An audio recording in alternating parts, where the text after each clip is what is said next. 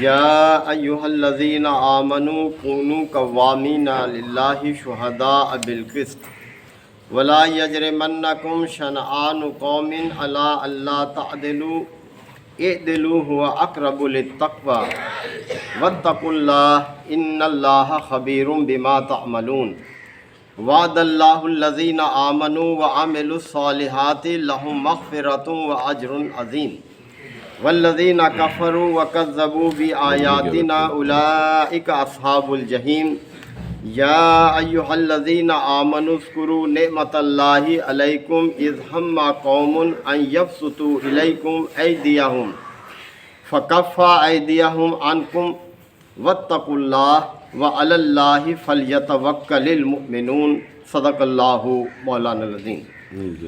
سورہ المائدہ کی یہ دوسرے رکوع کی اختتامی آیات ہیں۔ اللہ تعالیٰ نے اہل ایمان کو مخاطب کیا ہے۔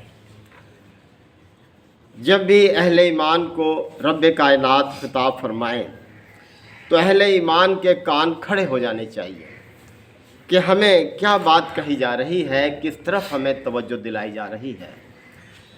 تو فرمایا کہ یا ایھا الذین آمنوا، اے لوگو جو ایمان لائے ہو، جنہوں نے اللہ کے راستے کو قبول کر لیا ہے، جنہوں نے ہر راستے سے منہ موڑ کر اپنا رخ اللہ کی طرف کر لیا ہے، تو ذرا سنو، اس بات کو پیش نظر رکھو۔ کیا بات؟ کہ کونوا قوامین للہ شہداء بالقسط، اللہ کے لیے راست باز بن جاؤ اور اللہ کے لیے گواہی دینے والے بن جاؤ، انصاف پر قائم رہنے والے بن جاؤ۔ قسط عدل کو کہتے ہیں، انصاف کو کہتے ہیں، یعنی یہ تمہارا وصف ہونا چاہیے، یہ تمہاری پہچان ہونی چاہیے، یہ تمہارے نظام کا بہت اہم حصہ ہے۔ یعنی لوگ تمہیں اس وصف سے پہچانے کہ تم انصاف کے علمبردار ہو۔ اور سورہ نساء میں بھی اللہ تعالیٰ نے اس چیز کی تاکید فرمائی تھی کہ یا ایھا الذین آمنوا کونوا قوامین بالقسط، اے لوگوں جو ایمان کا دعویٰ کرتے ہو، انصاف کے علمبردار بن جاؤ۔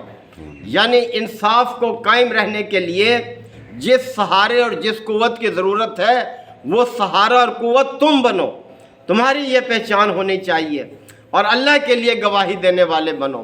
یعنی جب معاملہ گواہی کے پر آ جائے تو کوئی جانبداری اختیار نہ کرنا، ہاں اس کے زد میں تمہاری اپنی ذات آئے، تمہارے والدین آئیں، تمہارے رشتہ دار آئیں، اللہ کے لیے گواہی دینے والے بنو۔ تو یہاں پھر اس چیز کو دہرایا ہے کہ اے لوگوں جو ایمان لائے ہو، اللہ کے لیے راست بازی پر قائم رہنے والے بنو، اللہ کی خاطر گواہی دینے والے بنو۔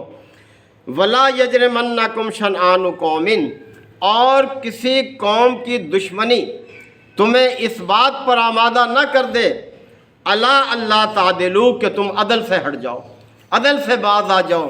یعنی کسی قوم کے ساتھ مخالفت ہو سکتی ہے، لیکن مخالفت میں اس حد تک نہ چلے جاؤ کہ تم پھر ظالم بن جاؤ، تم زیادتی کرنے والے بن جاؤ۔ تو فرمایا کہ ولا یجرمنکم شنآن قوم، کسی قوم کی دشمنی تمہیں اس مقام تک نہ لے آئے کہ الا اللہ تعدلوا، کہ تم عدل سے ہٹ جاؤ، عدل پر قائم رہنے والے نہ رہو تم۔ اعدلوا، عدل کرو، حکم دیا جا رہا ہے۔ اعدلوا امر کا صیغہ ہے، عدل کرو۔ ہوا اقرب للتقوی، یہی تقوی سے میل کھاتا ہے رویہ، یعنی یہی تقوی کے قریب ہے کہ تم عدل کو اختیار کرو۔ واتقوا اللہ، اور اللہ سے ڈرو، یعنی اللہ کی نافرمانی سے بچو ہر معاملے میں۔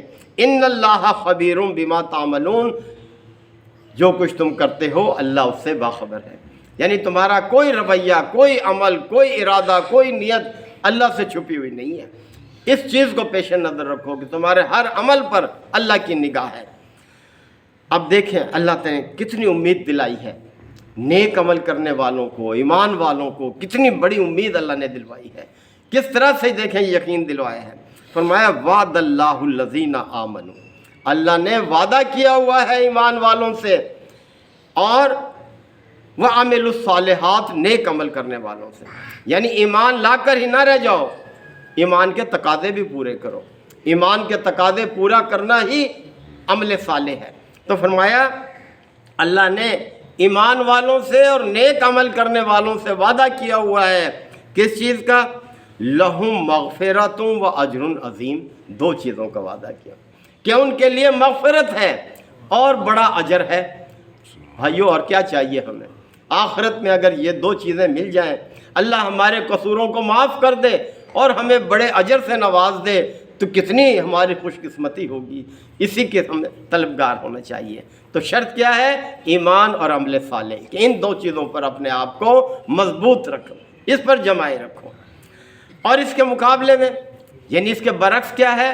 والذین کفروا، اور جن لوگوں نے کفر کا راستہ اختیار کر لیا، وکذبوا بآیاتنا، اور ہماری آیات کو جنہوں نے جھٹلایا، اولئک اصحاب الجحیم، تو وہ دوزخی ہیں، وہ دوسری طرف جانے والے ہیں، ان کا ٹھکانہ پھر جہنم ہے۔ اب ایک اور واقعے کی طرف اللہ تعالیٰ نے توجہ دلائی ہے۔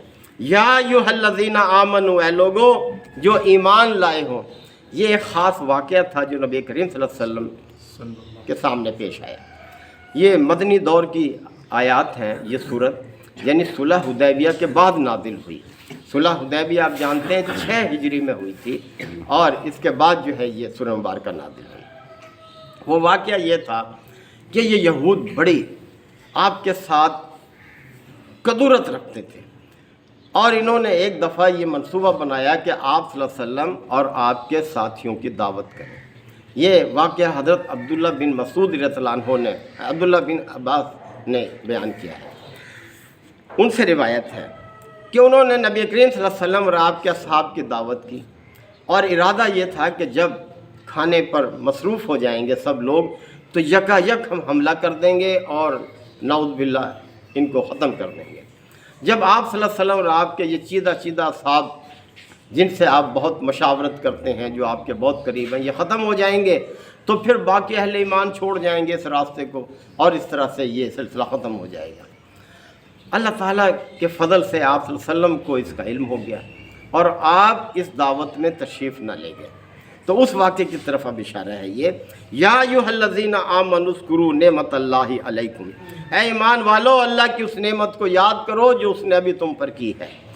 اذ ہما قوم، جب ایک قوم نے ارادہ کر لیا تھا، فیصلہ کر لیا تھا، ان یبسطوا الیکم ایدیہم، کہ وہ تم پر دست درازی کریں گے، یعنی انہوں نے ایک منصوبہ بنا لیا تھا کہ تم پر دست درازی کریں گے۔ فکف ایدیہم عنکم، پس اللہ نے ان کے ہاتھ تم سے روک دیے، اللہ نے تمہیں بچا دیا ان کے اس سازش سے، اس منصوبے سے۔ واتقوا اللہ، لہذا تقاضا یہ ہے کہ اللہ سے ڈرو، اللہ کی نافرمانی سے بچو۔ وعلی اللہ فلیتوکل المؤمنون، اور مومن تو اللہ ہی پر بھروسہ کرتے ہیں، یعنی اللہ کے بھروسے پر چلو۔ اللہ کبھی اپنے بندوں کو مایوس نہیں کرتا، یعنی اللہ تعالیٰ اپنے بندوں کے لیے کافی ہو جاتا ہے جب وہ اس پر بھروسہ کرتے ہیں۔ لہذا فرما دیا کہ وعلی اللہ فلیتوکل المؤمنون، مومن تو اللہ ہی پر بھروسہ کرتے ہیں۔ جیسے کہتے ہیں کہ کافر ہے تو شمشیر پہ کرتا ہے بھروسہ، مومن ہے تو بے تیغ بھی لڑتا ہے سپاہی، اس کا بھروسہ اپنے رب پر ہوتا ہے، جو کچھ وسائل ہوتے ہیں ان کو استعمال میں لاتا ہے، اور باقی پھر اللہ پر ڈیپینڈ کرتا ہے، اللہ پر بھروسہ کرتا ہے۔ یہی ہم سب کے لیے ہدایت ہے کہ ہم ایمان لائیں، نیک اعمال کے ساتھ زندگی بسر کریں، اور اللہ ہی پر بھروسہ کرتے ہوئے اپنے کام کریں۔ جب اللہ پر بھروسہ کرتے ہوئے کام کریں گے تو ہم غلط کام سے بھی اپنے آپ کو بچائیں گے کہ یہ کام تو اللہ کو پسند نہیں ہے، اللہ پر بھروسہ کیسے کریں ہم اس پر۔ اللہ تعالیٰ امان کی توفیق عطا فرمائے۔ وآخر دعوانا الحمدللہ رب العالمین۔ الحمد للہ وکفا وسلام علی عبادہ الذین اصطفیٰ۔ ربنا آتنا فی الدنیا حسنۃ وفی الآخرۃ حسنۃ وقنا عذاب النار وادخلنا الجنۃ مع الابرار یا عزیز یا غفار یا رب العالمین۔ اللہم انک عفو کریم تحب العفو فاعف عنا۔ اللہم من احییتہ منا فاحیہ علی الاسلام ومن توفیتہ منا فتوفہ علی الایمان۔ یا شافی الامراض اشف مرضانا ومرضى المسلمین، یا قاضی الحاجات اقض حاجاتنا وحاجات المسلمین۔ اللہم اعز الاسلام والمسلمین ربنا تقبل منا انک انت السمیع العلیم وتب علینا انک انت التواب الرحیم صلی اللہ تعالی علی خیر خلقہ محمد وآلہ وصحبہ اجمعین الحمدللہ.